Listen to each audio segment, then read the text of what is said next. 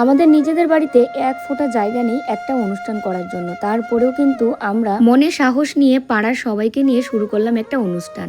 আর তার আগেও কিন্তু আরও একটা অনুষ্ঠান করেছিলাম আমাদের বাড়ির মধ্যেই। তো যাই হোক, এই অনুষ্ঠানটা রয়েছে আমাদের বিবাহবার্ষিকীর অনুষ্ঠান। আশা করি সকলে বুঝতেই পারছো। এই যে দেখো প্যান্ডেলের সমস্ত জিনিসপত্র, এদিকে আমি একটু মশলা পেস্ট করে নিলাম, আদা রসুন আর তার সাথে জিরা নিয়ে একসঙ্গে চলে যাচ্ছি পিসিদের বাড়িতে। আমার বাড়ি থেকে এই দুটো বাড়ি পরেই হচ্ছে আমার পিসি শাশুড়ির বাড়ি। তো ওখানেই রান্না হচ্ছে এবং রান্না কিন্তু পিসি করছে, পিসির মেয়ে করছে, সাথে আরও আমরা অনেকেই থাকছি। আর এদিকে প্যান্ডেল করছে। প্যান্ডেলের জন্য আলাদা কিন্তু কোনো লোক আসেনি, প্যান্ডেলে কাপড় নিয়ে এসে নিজেরাই কিন্তু প্যান্ডেল করা হচ্ছে। তো এই যে দেখো পিসি রান্না করছে, পিসির মেয়েও আগে রান্না করেছে, রান্নাতে আরেকজন কাকিমাও কিন্তু ছিল। তো আশেপাশে অনেকেই কিন্তু থেকে এই অনুষ্ঠানটা সুন্দরভাবে সম্পন্ন করার চেষ্টা করেছে।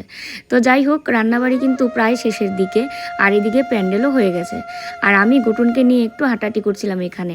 তো চলো আজকের রান্না কি কি হয়েছে দেখাই। এটা হচ্ছে এঁচোড় চিংড়ি, তার সাথে এখানে থাকছে পাঁপড় বা চিপস, এখানে রয়েছে দেখো মাটন, সর্ষে পোস্ত দিয়ে থাকছে কাতল মাছ, আর অবশ্যই থাকছে লেবু, আর শেষ পাতে থাকছে চাটনি আর হচ্ছে মিষ্টি।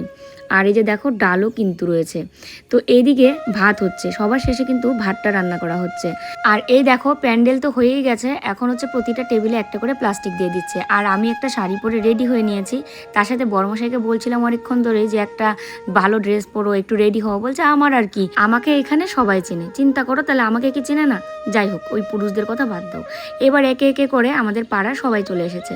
অনুষ্ঠানটা না আমি আরও বড় করে করতে চেয়েছিলাম, আমি বলা ভুল, আমরা দুজনেই, কিন্তু একটা বিশেষ কারণে মানে অনুষ্ঠানটা পিছিয়ে গেছিলো। তারপরে তড়িঘড়ি করে একটা সিদ্ধান্ত নিয়ে পাড়ার সবাইকে নিয়ে অনুষ্ঠানটা করলাম। কিন্তু এরপরে যদি সব কিছু ঠিকঠাক থাকে, ভগবান সবটা ঠিক রাখেন, তো আরও অনেককে নিয়ে একটা অনুষ্ঠান করার ইচ্ছে রয়েছে। আরেকটা কথা না বললেই না, 10-এর লাঠি 1-এর বোঝা। যখনই তুমি একা কিছু করতে চাইবে তখন তোমার কাছে সেটা খুব কঠিন মনে হবে, কিন্তু যখন 10 জন মিলে করবে তখন সেটা কিন্তু এতটা কঠিন মনে হবে না। আমাদের পাড়ার প্রত্যেকটা মানুষ আমাদেরকে এই কাজে অনেকটাই সহযোগিতা করেছে।